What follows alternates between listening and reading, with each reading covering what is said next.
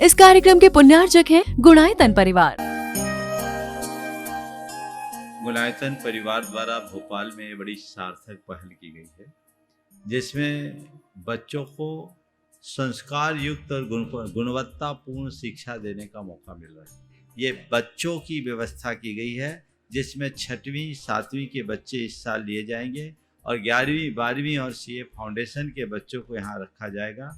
ये मेधावी छात्रों को प्रावीण्य के आधार पर उसे प्रविष्टि मिलेगी। पूरे देश भर से प्रविष्टि आएगी। प्रत्येक कक्षा में मात्र 30-30 बच्चों का ही चयन होगा और चयनित बच्चे वे होंगे जो अपनी प्रतिभा के बल पर चुने जाएंगे और उनको एक प्रकार की स्कॉलरशिप दी जाएगी। ये छात्रवृत्ति के तहत पढ़ेंगे। गुणायतन के समाज कल्याण की दिशा में एक बहुत अच्छी पहल है और ये सार्थक पहल है। इसकी शुरुआत भोपाल से हो रही है। ये भोपाल वालों के लिए बहुत गौरव का विषय है। इसके लिए गुणायतन के साथ विद्यासागर इंस्टीट्यूट और सेज और एपीटी, इन तीनों को भी मैं बहुत बहुत आशीर्वाद देता हूँ।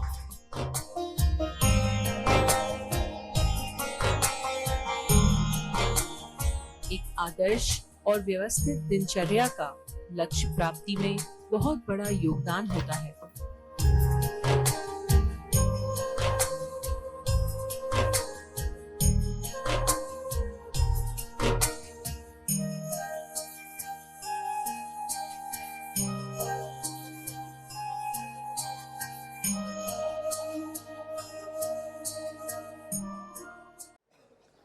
भगवान के मंदिर में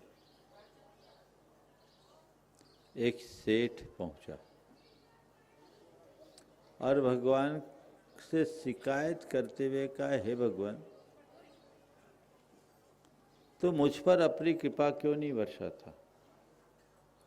मैं तेरा कितना बड़ा भक्त, तेरे लिए इतना भव्य मंदिर बनाया, रोज रोज उत्तम उत्तम द्रव्यों से मैं तेरी पूजा करता हूँ। मैं न रहूं तो तेरी पूजा भी अधूरी रहे, फिर भी तू मेरे साथ इतना अन्याय क्यों करता है? तू अपनी कृपा क्यों नहीं बरसाता? तूने मुझे दौलत तो दी, शोहरत क्यों नहीं दी? तूने मुझे संतान तो दिया, स्वास्थ्य क्यों नहीं दिया?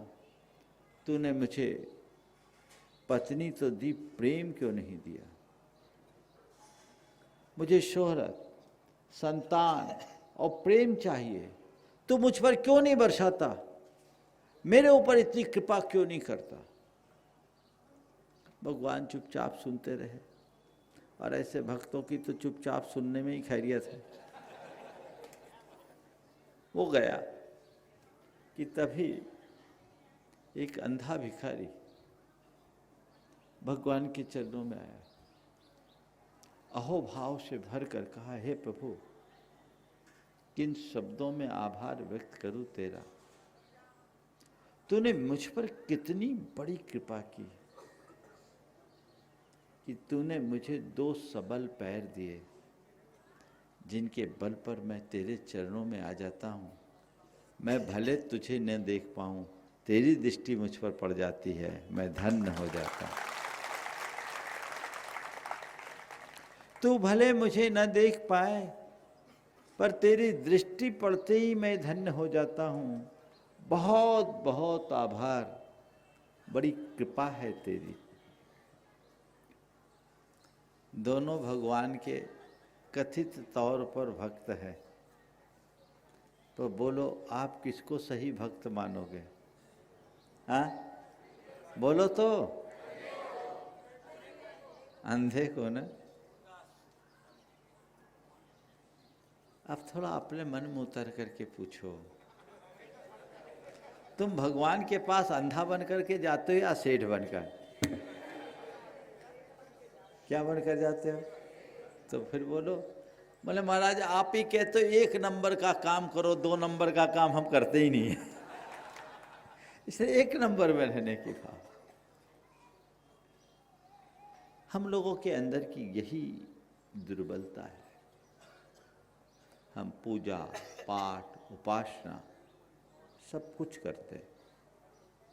लेकिन कल जैसा मैंने कहा था, आध्यात्मिक जागरण के साथ किया गया धर्माचरण ही हमारे जीवन को सार्थकता प्रदान करता है।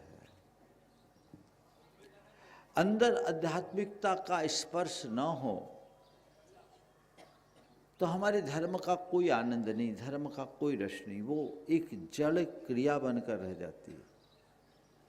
आप कितना भी पूजन करो, पाठ करो, भक्ति करो, उपासना करो, सत्संग करो, व्रत उपवास करो,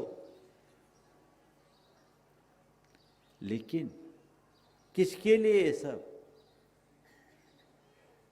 केंद्र में क्या है? मकसद क्या है? ध्येय क्या है?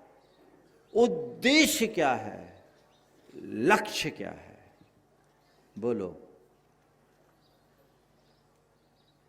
अगर आत्म कल्याण लक्ष्य है तो दृष्टि आत्म केंद्रित होनी चाहिए।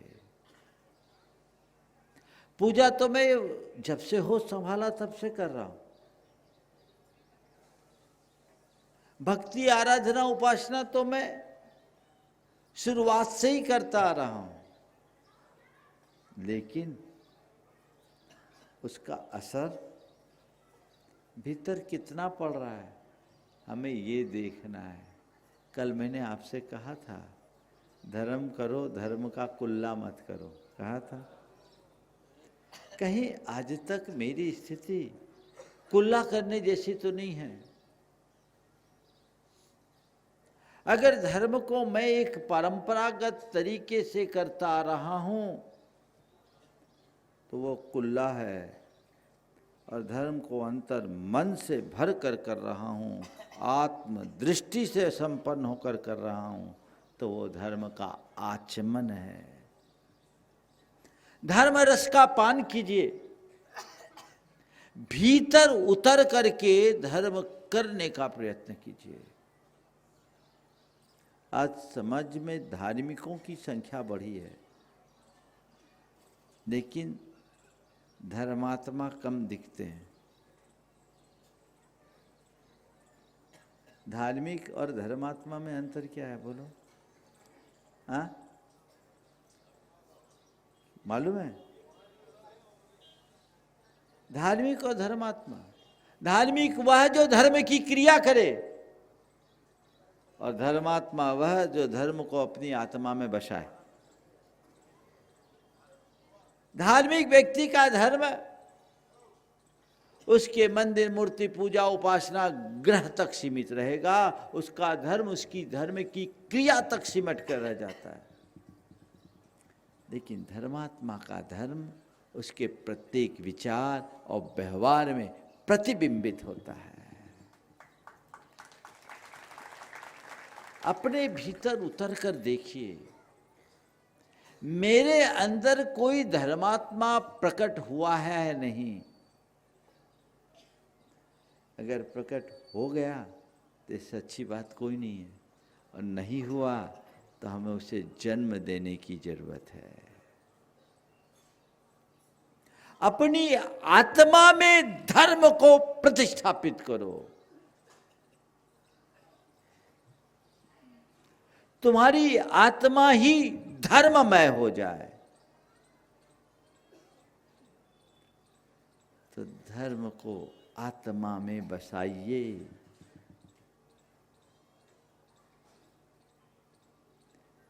आत्मा पक जाए धर्म से, स्वरूप को पहचान करके ही ये सब चीजें घटित की जा सकती है, अन्यथा केवल ऊपर ऊपर की क्रिया बन करके रह जाती है।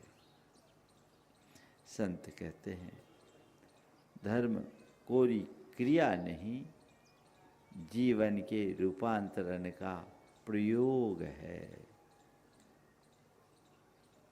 एक बार एक युवक ने मुझसे सवाल किया, महाराज जी,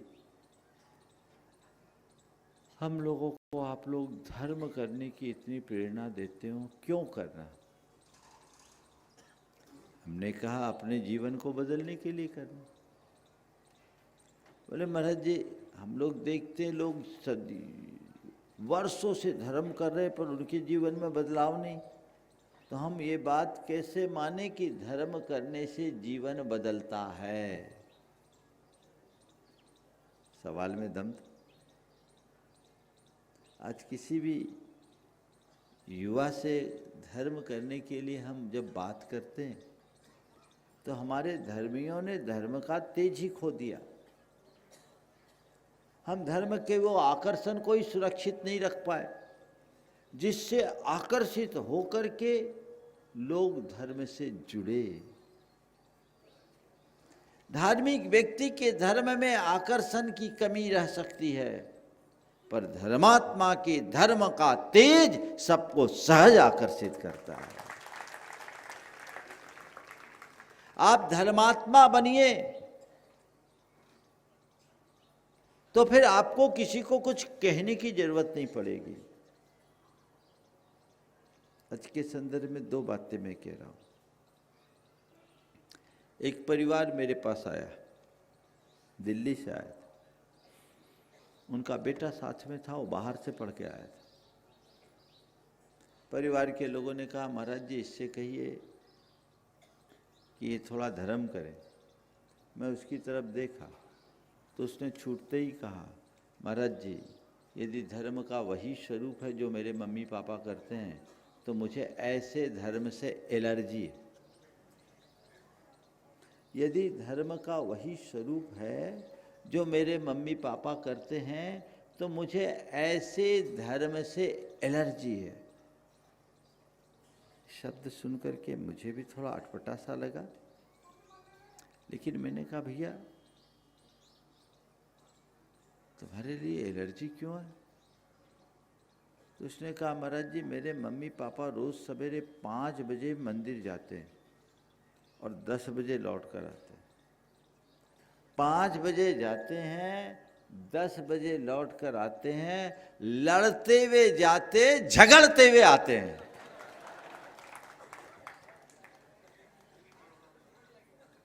अब बोलो कहाँ है धर्म का तेज? हमारे यहाँ धर्म का उद्देश्य प्रकट करते हुए कहा राग द्वेष निर्वृत्ते चरणम प्रतिपद्यते साधु। अपने राग द्वेष के निवारण के लिए, अपने दोषों और दुर्बलताओं को दूर करने के लिए हम धर्म करते हैं। अगर धर्मियों में ही ये सब चीजें बसी रहेगी तो फिर भला धर्म का असर क्या होगा? दूसरे को मत देखना, अपने भीतर उतर कर देखो। मेरी छवि एक धर्मी की है, मैंने अपनी पहचान एक धर्मी के रूप में बना ली है, लेकिन मैं अभी तक धर्म को पहचान पाया या नहीं पाया ये तो देखो। मेरी धार्मिक क्रियाओं को देखकर लोग मेरी प्रशंसा कर सकते हैं, मेरे धर्म की क्रिया को देखकर लोग मेरी पूजा भी कर सकते हैं, पर मेरा धर्म मुझे पवित्र तभी बनाएगा जब मेरे अंदर वो धर्म बसेगा। वो मेरे अंदर की पवित्रता है या नहीं, ये मुझे अपने स्तर पर देखना है। क्रिया तो खूब कर रहे, लेकिन अंदर धर्म की क्रिया के साथ कोई और प्रक्रिया चल रही है तो हमें विचारना होगा। अपने अंदर के सब प्रकार के नकारात्मक आवेगों का शमन हमारा लक्ष्य होना चाहिए।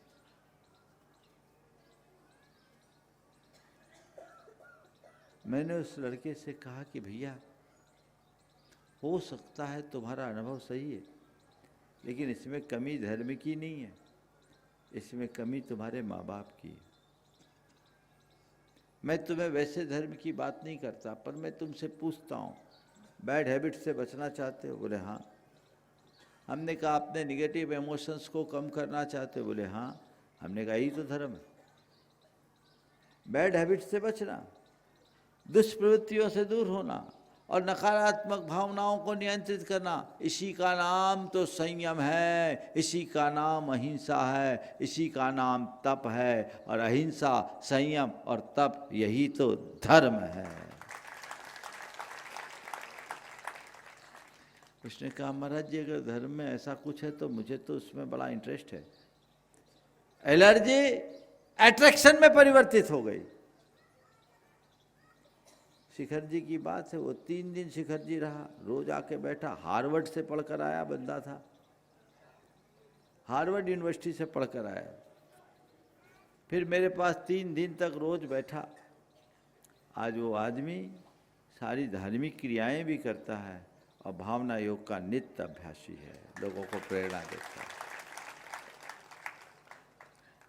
तो कहीं ना कहीं हम कमजोर पड़ते हैं।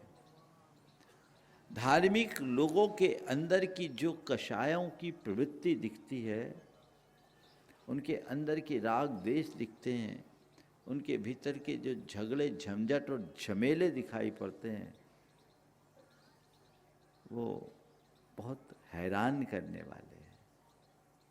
अधर्मी यदि पाप करे चलेगा, पर वही कर्म धर्मी करे तो गले नहीं उतरते। मुझे अपने अंदर उतर करके देखना है कि आखिर मैं कहां हूं। एक उदाहरण ये, एक दूसरा उदाहरण, एक बहन जी जिनने अध्यापकी करके अपने बच्चों को पढ़ाया, शिक्षिका थी। पति को बहुत अल्प वय में खोया। उसने अपने दोनों बेटों को पढ़ाया। एक IITian था और एक अहमदाबाद से MBA किया हुआ था। दोनों बड़ी बड़ी कंपनियों में जॉब करते थे। जॉब कर रहे, सब कुछ करे, तुम अच्छी पैकेज के साथ, प्रतिभा संपन्न बच्चे, और दोनों रात्रि भोजन के त्यागी, जमी कंद के त्यागी, यहाँ तक कि बाजार की चीजों से भी यथासंभव परहेज करे। मैंने एक दिन पूछा कि तुम लोग ये सब किसके कहने से करते हो? उसने कहा महाराज जी आप बुरा मत मानिएगा, मेरी पहली गुरु मेरी माँ है। हम दोनों की पहली गुरु हमारी माँ है। मुझे सुनकर बड़ा अच्छा लगा। बोले महाराज जी मेरी माँ जिस स्तर से धर्म को जीती है महाराज, मुझे ऐसा लगता है कि उनमें और आप किसी एक आर्यिका माता जी में देखें तो कपड़े का रंग का ही अंतर है। उनमें इतनी क्षमता है, इतनी शांति है, इतनी सकारात्मकता है कि लगता है कि मेरी माँ नहीं कोई साध्वी है। बोले महाराज जी हमारी माँ ने आज तक हमसे कोई नियम लेने के लिए नहीं बोला। हम लोग बचपन में आलू प्याज लहसुन भी खाते थे और जब हम लोग मांग करते तो माँ हम लोगों के लिए बनाती थी खुद व्रती होकर। एक बार उनकी किसी सहेली ने कहा कि तुम व्रती हो, अपने बच्चों को, तुम्हारे घर में आलू प्याज बनता है तुम बनाती हो? तो उसने कहा व्रती मैं हूँ, मेरे बच्चे नहीं। मैं अपना व्रत पालूंगी, बच्चों की रुचि का भी मुझे ख्याल रखना होगा। बोले महाराज जी हम लोगों ने जो कहा माँ ने वो किया। हम लोग रात में खाते थे, माँ रात में हम लोगों को खिलाई। लेकिन हमने एक ही चीज़ देखा कि जिस दिन माँ ये करती थी उस दिन खुद को कोई ना कोई पनिशमेंट देती थी, कोई ना कोई चीज़ का त्याग देती। और उन्हें आज तक हम लोगों को बोला नहीं, लेकिन हम लोगों ने देखा कि कई बार माँ का एकासन हो जाता है, कई बार माँ नीरस त्यागती है। तो हम लोगों ने देखा कि ये उसी दिन एकासन और नीरस होता है जिस दिन हम लोग कुछ गड़बड़ करते हैं। बोला महाराज जी एक दिन हम दोनों भाइयों ने तय किया कि धिक्कार है हम दोनों को जिनके लिए इतनी साध्वी जैसी माँ मिली, जिसने अभावों और संघर्षों के साथ हम लोगों को पाल पोस कर बड़ा किया, और हमारे खातिर माँ को ऐसा करना पड़े जो माँ के धर्म के अनुकूल नहीं है, हम लोगों को ये स्वीकार्य नहीं है। हम दोनों आपस में सलाह करके माँ के चरणों में गए और माँ से कहा, माँ आज के बाद आज से हम वही खाएंगे जो आप खाती हो, आज से हम वही खाएंगे जो आप खाती हो। अब महाराज जी तब से हमारे घर में केवल 16 का ही भोजन बनता है, हम लोग भी 16 का भोजन करते हैं। और बोले महाराज जब से हम 16 का भोजन करने लगे, महाराज जी 16 का स्वाद भी अलग होता है और हमारा स्वास्थ्य भी सुधर गया है। असली स्वाद तो उसी में, तुम लोग तो सब मिलावटी खाते हो। ये परिवर्तन है, ये प्रेरणा है एक धर्मी की। बोलो ऐसे कितने माँ बाप मिलेंगे जिनके बच्चे उन्हें अपना गुरु माने हैं? ये तो जाने दो।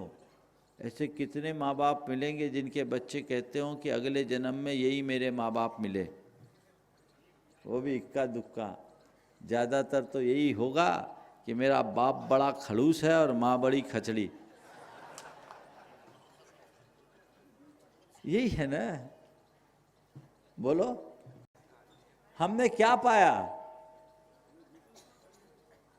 अंदर अगर हमने अपना तेज नहीं प्रकटा, हमने कोई आकर्षण प्रकट नहीं किया, तो ये सब हमारे जीवन के लिए व्यर्थ है।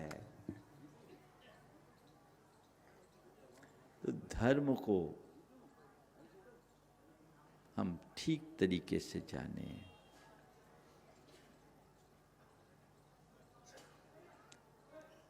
चार बातें आज की है।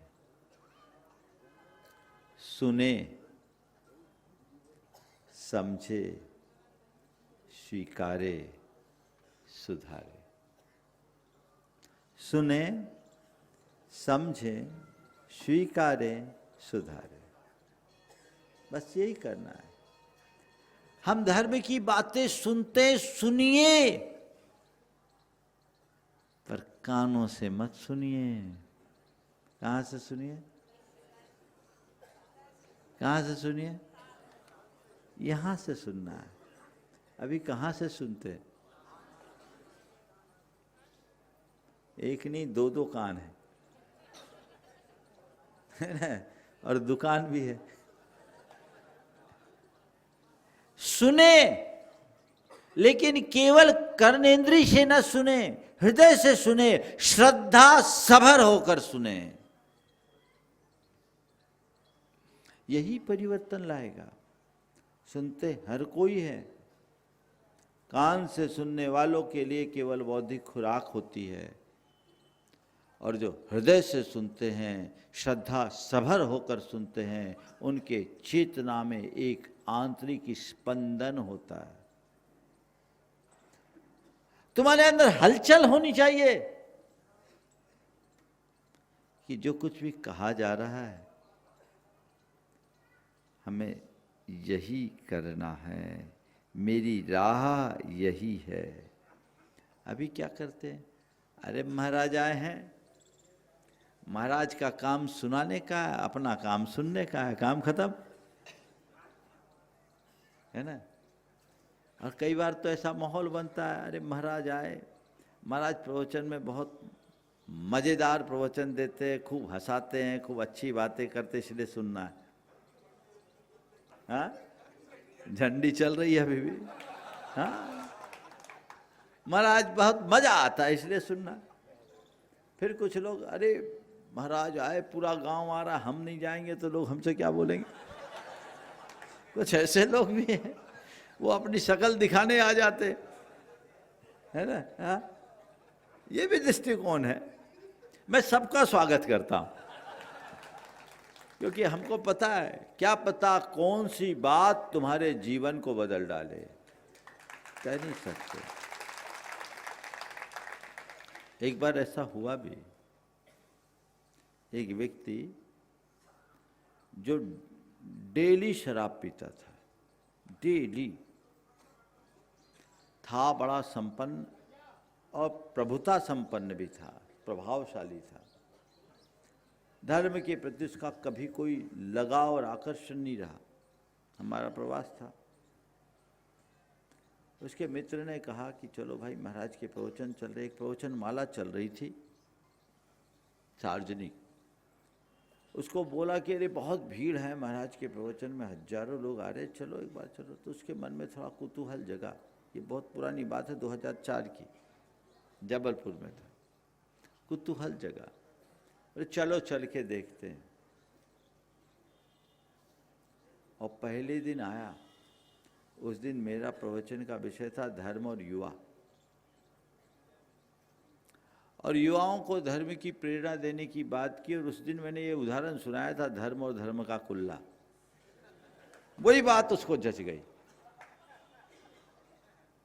और उस दिन से उसके मन में जो आकर्षण हुआ तो आना शुरू किया। और एक रोज मेरा केश लोच हो रहा था, वो केश लोच देखे, और केश लोच देखते देखते रोते जाए। अभी तक मेरी उसकी कोई बात नहीं हुई। आता था, बैठता था, केश लोच चल रहा है, केश लोच देख रहा है, और देख करके रो रहा है। केश लोच खत्म हुआ। मुझे केश लोच में 3-4 घंटे लगते थे उन दिनों, बाल ज़्यादा थे। लगभग वो 2-2.5 घंटा बैठा रहा। केश लोच खत्म हुआ, चरणों में सिर रखा, बोला गुरुदेव, शब्द देखना, महाराज नहीं, गुरुदेव मेरा उद्धार करो।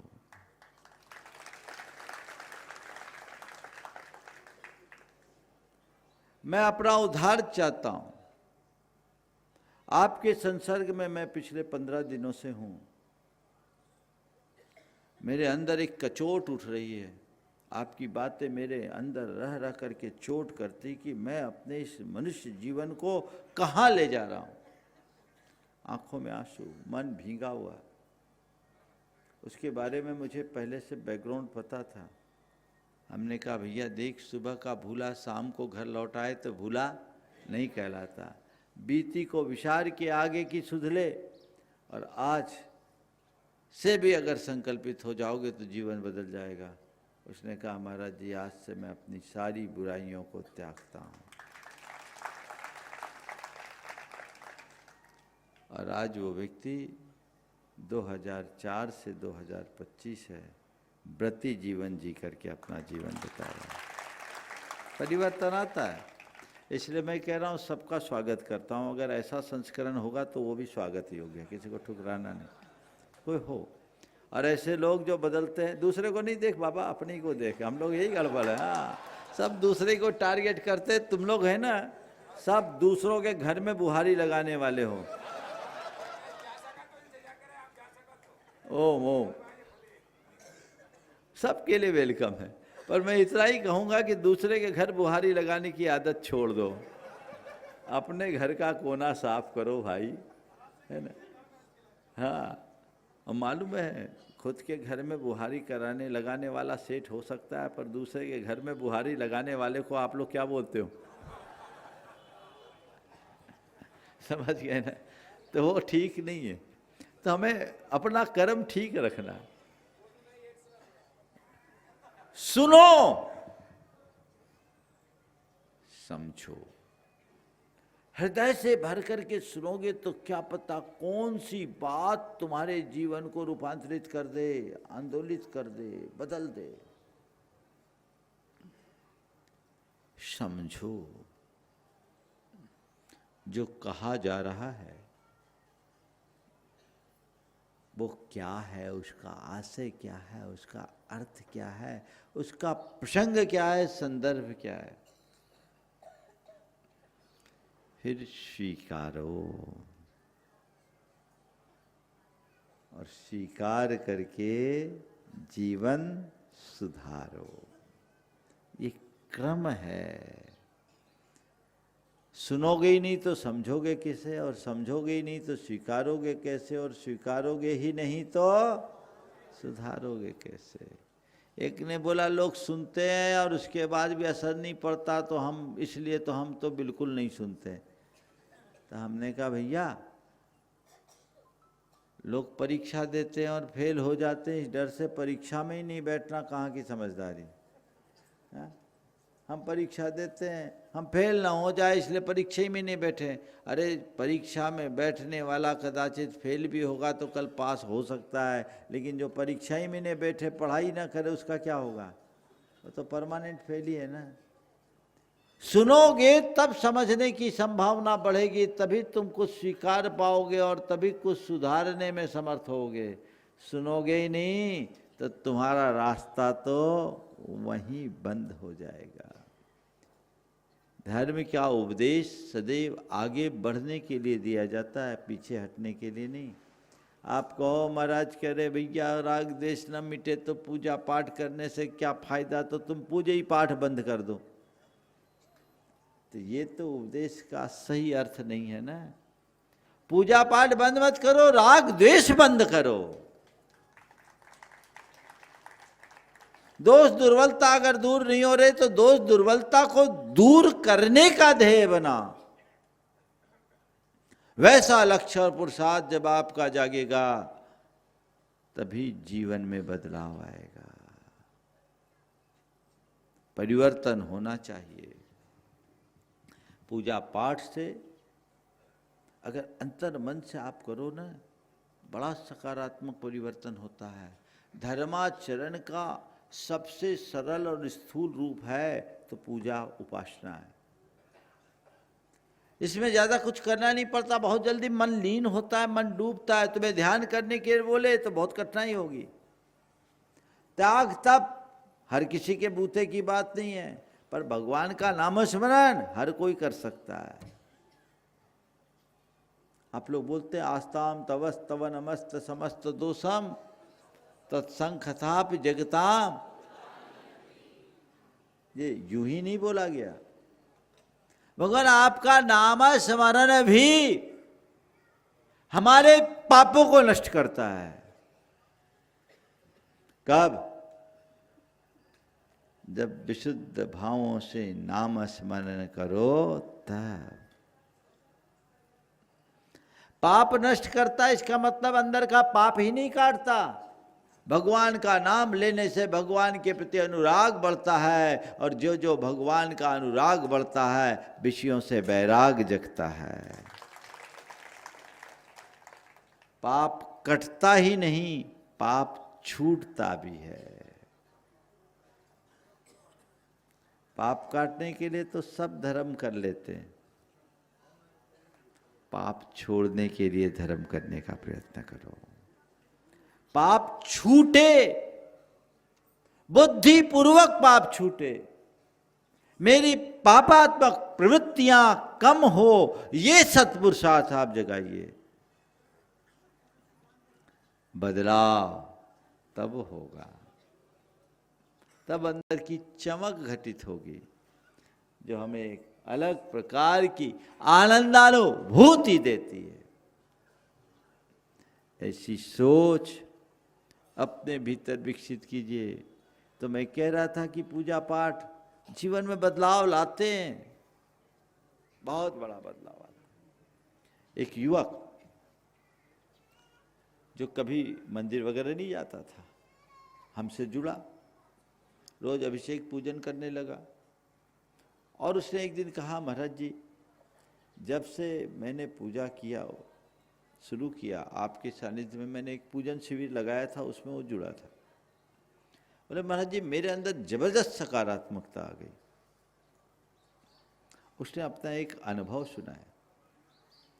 उसकी कपड़े की दुकान, शूटिंग शर्टिंग की दुकान, और उसने कहा महाराज जी एक महिला मुझसे शर्ट का कपड़ा लेके गई और शर्ट वापस करने आई। बोलो तुम लोग क्या करोगे कपड़ा वालों? शर्ट का कपड़ा लेकर जाए और शर्ट सिलाया शर्ट वापस करे तो क्या करोगे? बोलो, भगा दोगे? बोले महाराज जी जिस लिए मैं ये घटना सुना रहा हूं आप सब ध्यान देना। बोले महाराज जी जब शर्ट लेकर आई, मुझे आपकी बात हमेशा गूंजती, हमें सकारात्मक रहना। मैंने उस महिला को देखा, लगा ये महिला हमारी परमानेंट कस्टमर है, 15 से 20 हज़ार का माल हर महीना लेती। अब 15-20 हज़ार रुपया की ग्राहक को 300 रुपया के शर्ट पीस के लिए नाराज करना ठीक नहीं। उसने अपना दिमाग लगाया कि 15-20 हज़ार रुपये महीने के ग्राहक को 300 रुपये के शर्ट के पीस के लिए नाराज करना ठीक नहीं है महाराज। मैंने उससे शर्ट वापस ले लिया और उसके मन का दूसरा कपड़ा दे दिया। हमने अपना शर्ट अपने एक स्टाफ को दे दिया, स्टाफ भी खुश हो गया। और जो मेरी ग्राहक थी वो इतनी खुश हुई कि मत पूछिए महाराज जी। अब प्राय हर दूसरे तीसरे दिन एक नया ग्राहक लेकर आते।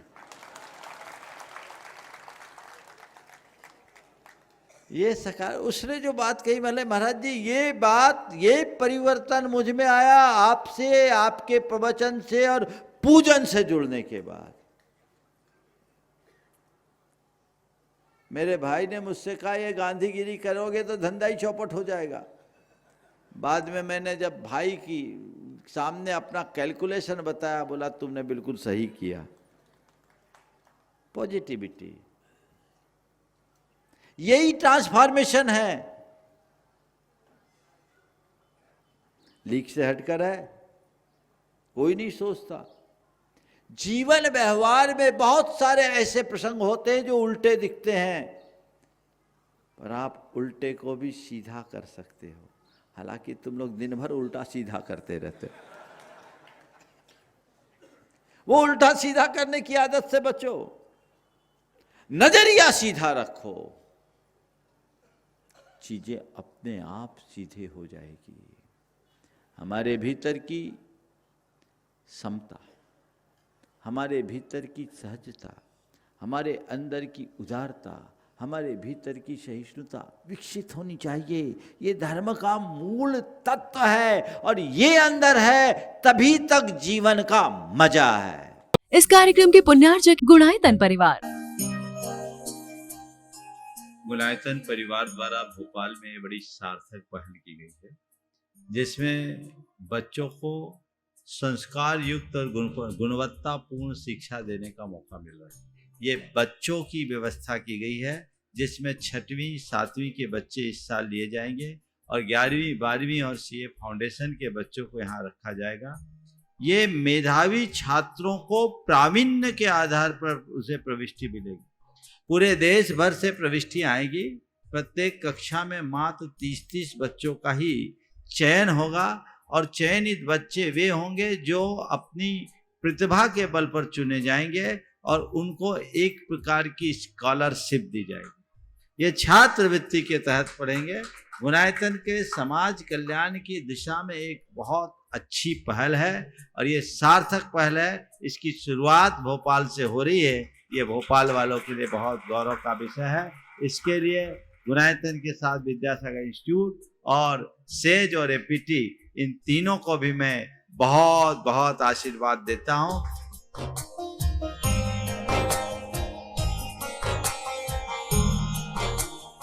एक आदर्श और व्यवस्थित दिनचर्या का लक्ष्य प्राप्ति में बहुत बड़ा योगदान होता है।